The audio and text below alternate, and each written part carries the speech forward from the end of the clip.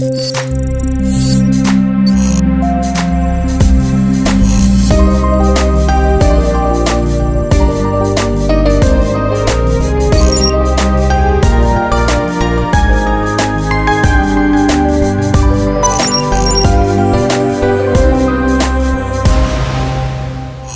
welcome everybody. This is Randy Martinez from IT Pros Management. We've got today on our podcast, Relax IT is Covered, Tyler Wallace, the CEO of CTS Computers. CTS Computers is a managed service provider located in Midwest, and I've worked with Tyler for quite a few years now in various programs, various accountability groups, and I thought it'd be a good idea to bring him on board. He's got a lot of great knowledge. Tyler has some great analogies. I love his analogies when he does interviews like these. So I really excited to hear what he has to say.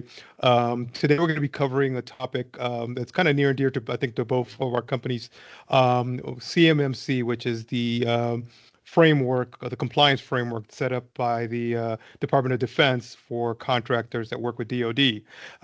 Tyler has some experience in CMMC. Our company is starting to get certified in that arena as well. And I thought it'd be a great topic to talk to Tyler about today. So Tyler, go ahead and introduce yourself. Let us know a little bit about yourself, and then we'll jump right in.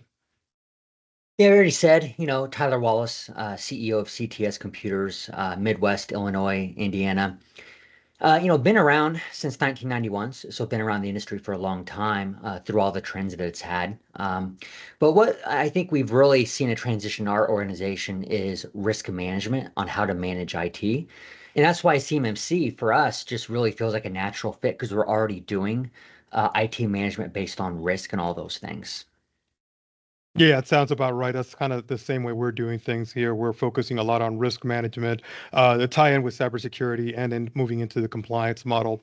So kind of the first questions, I have a few questions lined up here, but the first one is, why are we really talking about CMMC? Why is this important in 2025?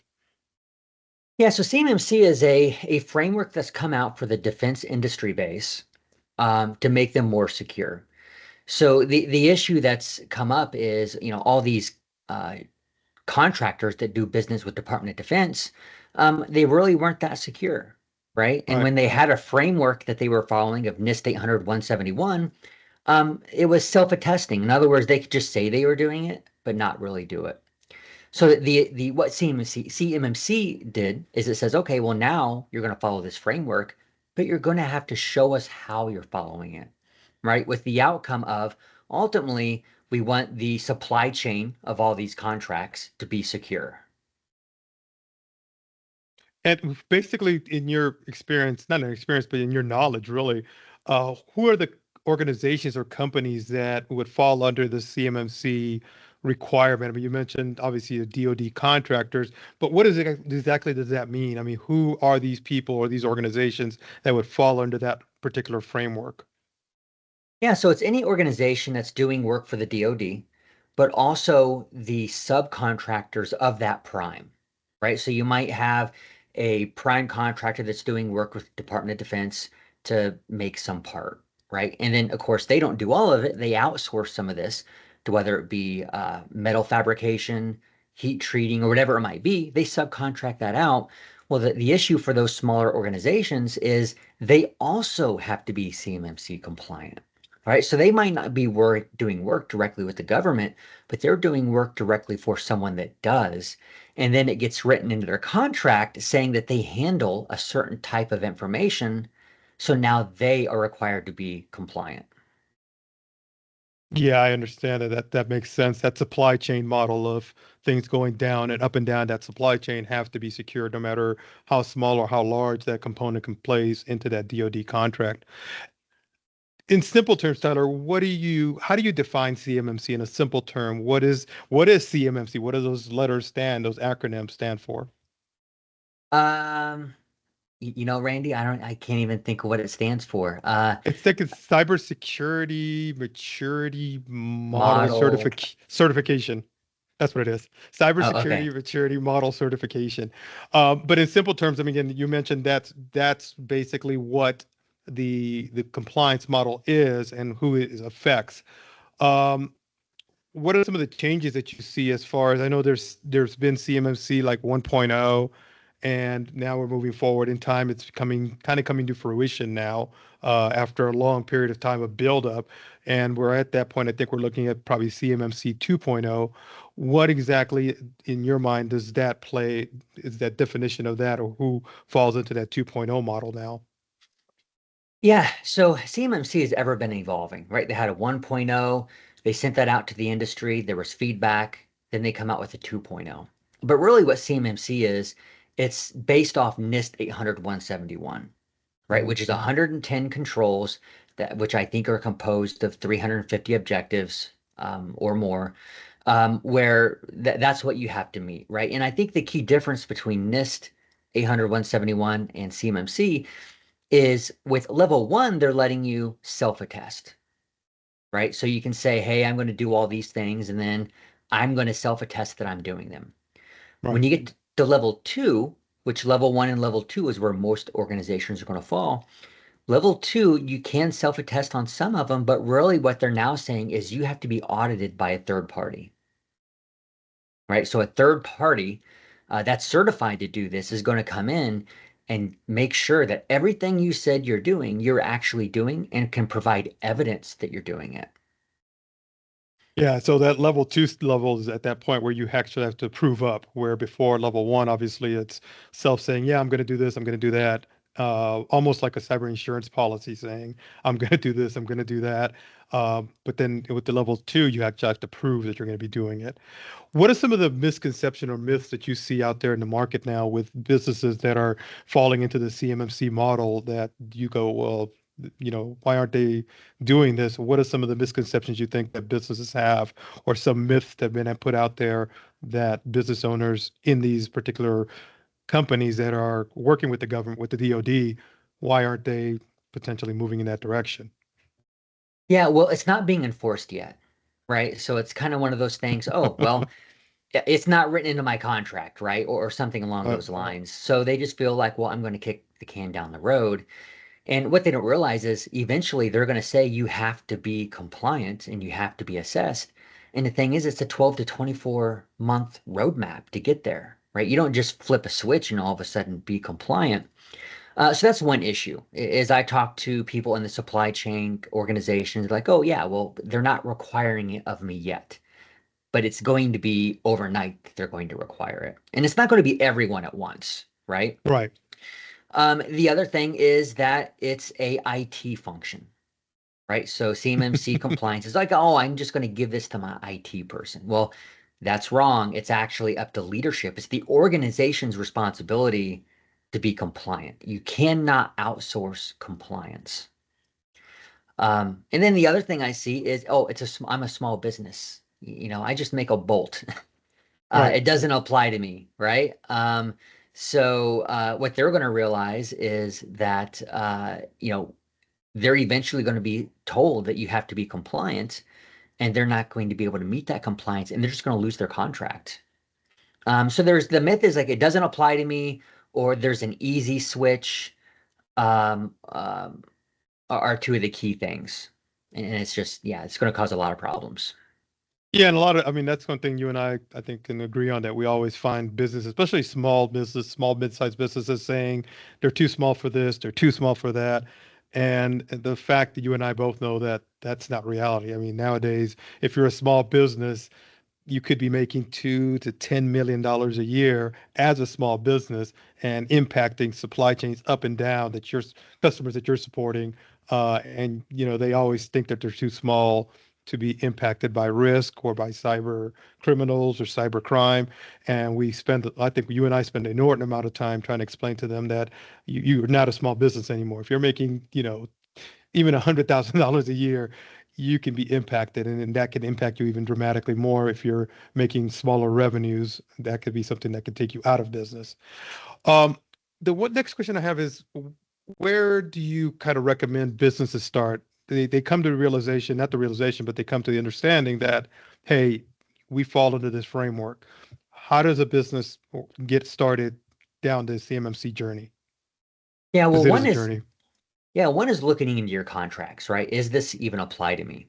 Um, and then you need to identify, okay, well, this information, what they call a CUI or FCI, which is controlled unclassified information or federal contract information, do I have that information?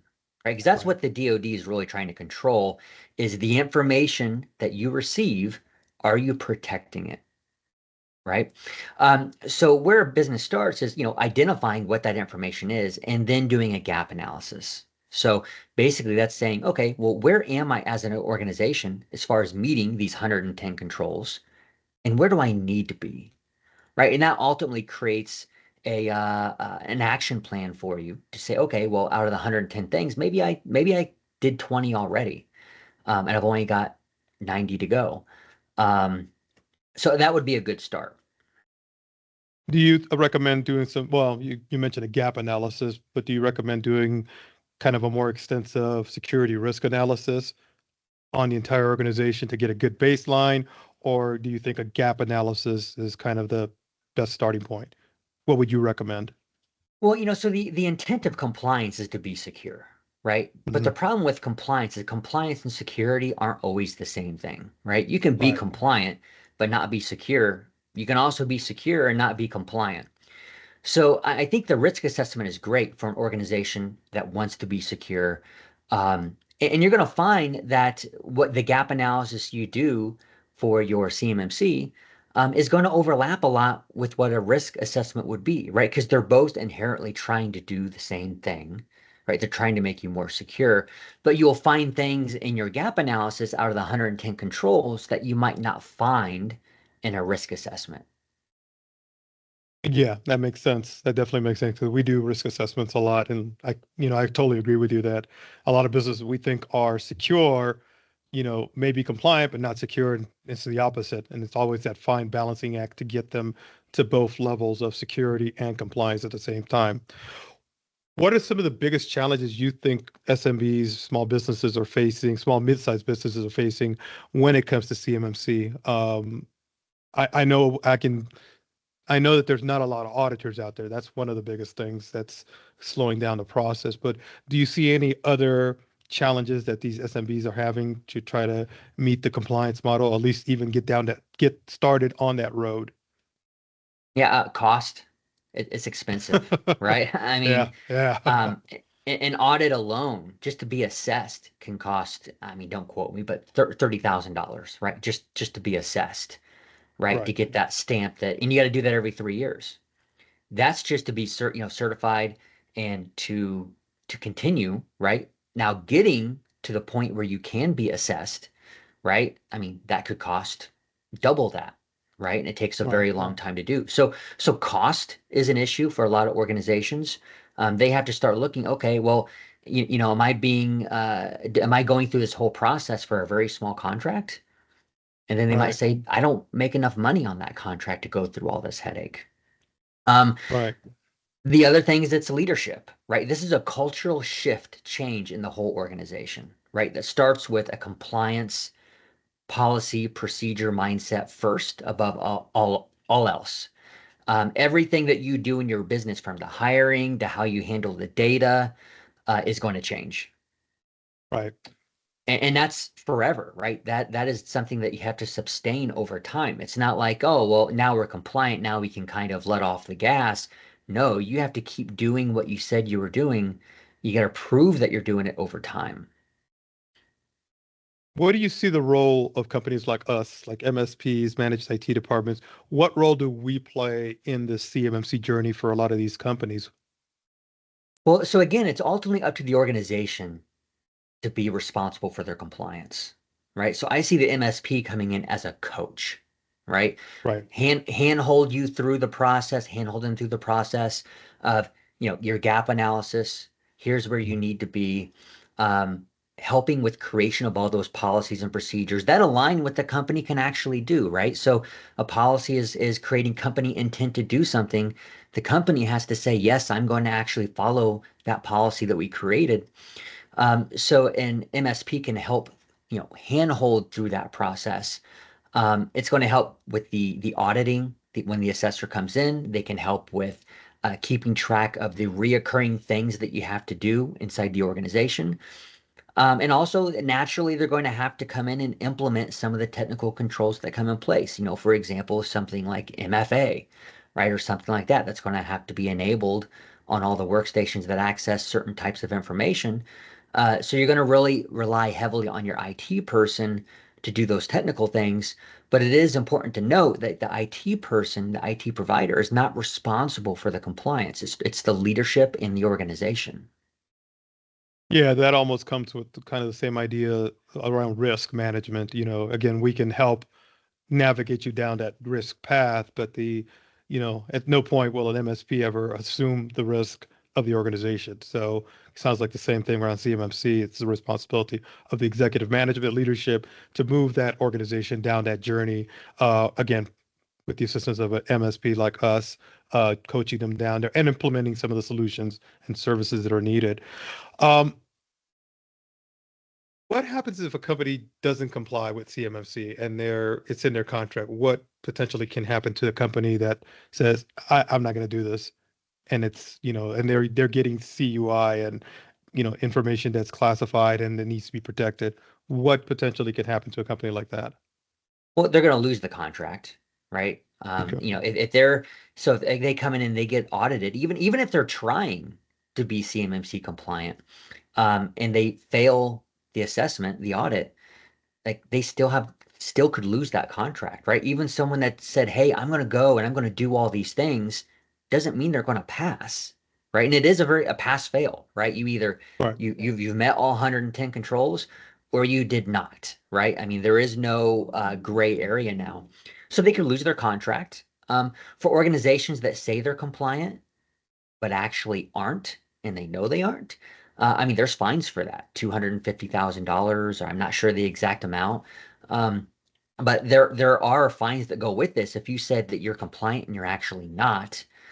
And then certain compliances like ITAR and other things where you talk about export controls of certain types of information that are even more difficult to maintain for privacy. Um, that's actually can be criminal offenses. Yeah, definitely. Export controls are crazy. Yeah, I watch yeah. these shows on the Customs and Border Protection. They don't play around with exports, imports. It's very serious. Um, what are some of the practical things that a small business owner could do to start kind of getting ready for CMMC? If they haven't started the journey right now, what are some practical little tidbits of information you could provide to help them start down that journey? I mean, you mentioned gap analysis early on, some other things as well, but what are some, maybe two or three things that you could provide a business owner, say you need to start here to get going on your journey? Yeah, so first is who's responsible for who are you delegating this to in the organization, right? There's got to be someone in the organization that ultimately becomes responsible for this compliance, right? Because if no one's responsible in the organization, how can they move forward? Right. Um, the second thing is you can look at what controls you have to meet, right? The 110 controls. You can start going through that, and some things are going to be pretty simple. For example, encrypt your devices. That's pretty simple. Right. Enable MFA. That's pretty simple. So what you can do is you can kind of look at the low-hanging fruit that you should be doing already to have a better cybersecurity posture Right. and do those things first. And hopefully, what that's going to do is it's going to get a big chunk of that done to where you actually felt like you've got momentum. And then the other thing is, where are you going to track this at? Right? Ideally, there's an application or a program or something that you're using um, to help manage all these things. Because if you think you're going to manage it in an Excel document, that I mean that's going to be tough, right? So Yeah. get a platform to manage the compliance. Because ultimately, when someone comes in and gives you an assessment, they're going to say, "Well, show me the evidence," right? And ideally, you've got a platform that you can set them in front of. Yeah, and that's something again that some like a company like ours, like MSP, can come in. You and I, we both work with platforms that help in compliance and managing all the different pieces, the policies, the audits, the checks, all the different components of it. And a lot of these platforms, like you mentioned, they map to the controls directly. So whether you're doing a CMMC compliance or you're doing a HIPAA or an FTC safeguards, a lot of these platforms have the controls lined up and can guide you through it so you don't have to worry about, well, does this match this? it guides you through that process. So those platforms are vital to trying to get your CMMC or any compliance under control. And if you're trying to use, like you said, a spreadsheet, an Excel sheet, that's just shooting yourself in the foot to do that. Yeah, Um, and one other thing I'll say is they can sure. help automate the process for you. Right. And a lot of them, so if you already have other regulatory compliances, let's say SOC 2, a lot of Mhm. those compliance applications can cross map. So you might have already done something for CMMC because you're SOC 2 compliant. Well, why do it again, right? It can actually map those two controls together and say you've already done this. Yeah, that's perfect. Makes sense because yeah, we see that a lot with SOC 2, and then there's some other compliance that they have to meet, and you can kill two birds with one stone, basically.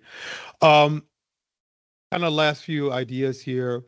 Um, where do you see? I mean, people can contact a company like yourself, like CTS. They can contact a company like us, IT Pros Management, and we'll put in QR codes for both these websites. You'll see them on the screen here on the recording in a bit. But we want to make sure that is there any other place people can get resource information on CMMC if they haven't either thought about it or they're kind of getting to the point where they're going, well, we got to start doing something about this. Yeah, I mean, naturally reach out to an MSP or someone that actually is familiar with compliance. Because here's the thing, this is a very difficult compliance to meet, right? It's not like some of the other compliances like PCI or HIPAA that ultimately, I mean, I'm not saying they're not difficult, but it's much easier for an MSP or other IT provider to say, to do those compliances. CMMC is a beast. And one thing that we're finding is the IT provider you use to manage the IT, they will have to be compliant or in scope for the audit as well. So think about this, an organization could do everything that they need to do, but then fail because their IT provider isn't CMMC certified, right? Or, Right. because they would be in scope. But as far as resources, naturally, the IT provider that's familiar with CMMC, also the NIST website, you can go there and download all the controls. It's a massive document, but you can go through, and that's going to kind of give you everything that you need to be doing to meet compliance. Yeah, that's great because yeah, there's a lot of resources out there, but you've got to, like I said, be able to correlate all that information, get it together. I know, my company, your company, we have CMMC teams or people that work in compliance, and CMC being one of those compliance can actually, work as a dedicated team outside of IT support, outside of cybersecurity, really focus on compliance as a singular product or a singular solution as opposed to mushing it all together, like you mentioned earlier, giving it to the IT support people who really are not, to be honest, are not qualified to do that. Your Right. company has a CMMC team. Our company has a team as well. So, though having an organization that has those resources available to them, I think would help a lot of these companies that are trying to get into that CMC mindset or journey because it is a journey. I keep saying journey because like you mentioned, it's like 12 to 18 months, just to be able to get ready, just to get audited at that point. Well, I appreciate your time today, Tyler. I know you're a busy guy. You got a lot of stuff going on. I certainly appreciate it coming on to the show today. Any kind of final words of wisdoms that you want to give out to our viewers here, especially, our C-level executive folks, business owners that are, if they're not in DoD. And the one thing I'd like to mention on these calls is DoD is doing it now, Department of Defense, which is one agency of the federal government. Um, the way things are going, a lot of things, the entire federal government might be going in this direction. So if you do any work with the federal government at a certain point in time, probably in the next year or two, you're going to start seeing more and more agencies require this type of compliance because of the nature of cybersecurity threats, risk management, risk threats out there. So it'd be a good idea to start kind of thinking about this if you're doing any kind of work with the federal government, because the DoD is one, and there's multiple agencies out there. Other than the Department of Education, all these other agencies are probably going to be sticking around for a while, and you're going to have to do this. Any thoughts around that, Tyler? Yeah, well, I would say you don't even have to do work for the federal government or DoD have to meet some form of compliance, right? I mean, we True. see PCI 4.0 is coming out, HIPAA's coming out with their own revisions that are going to be much more technical focused. They're like, for example, they're going to require pen testing and other things like that. So I think compliance is actually coming for everybody, right? Not Yeah, just and people in yeah, the DoD supply chain.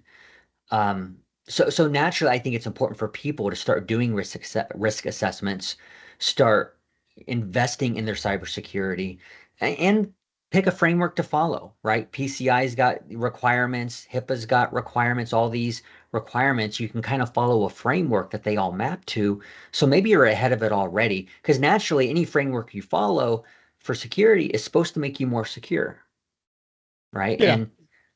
And we want to make sure that we're not checking the box too, right? Because checking the box does not mean anything. You actually want to make sure when you implement these things, they're meaningful things you're implementing that actually make you more secure, not just checking the box.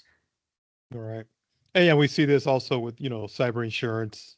It's getting more tedious, more detailed, Yeah. and then just overall, just business requirements, even in business contracts, I'm starting to see, especially in the nonprofit world. I work a lot with nonprofits, and I'm starting to see nonprofit grants requirements that they have some level of cybersecurity risk assessment in the grant itself before the nonprofit can actually get the grant.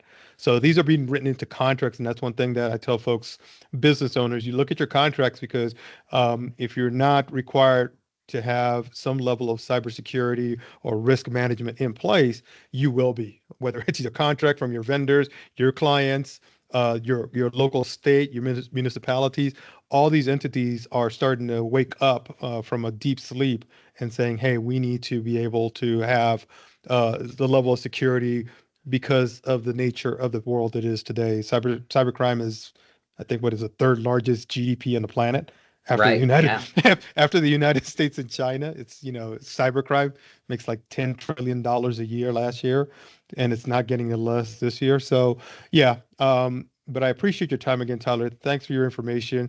I'm gonna go ahead and let you go here, but appreciate your time, sir. Hope to have you on another call, another recording.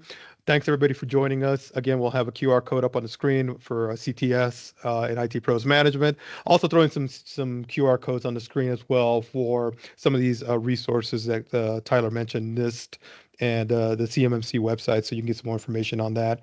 Again, Tyler, thanks a lot for your help. Thanks a lot for your Yeah. time. Appreciate it, buddy. Have a good day. Thank you.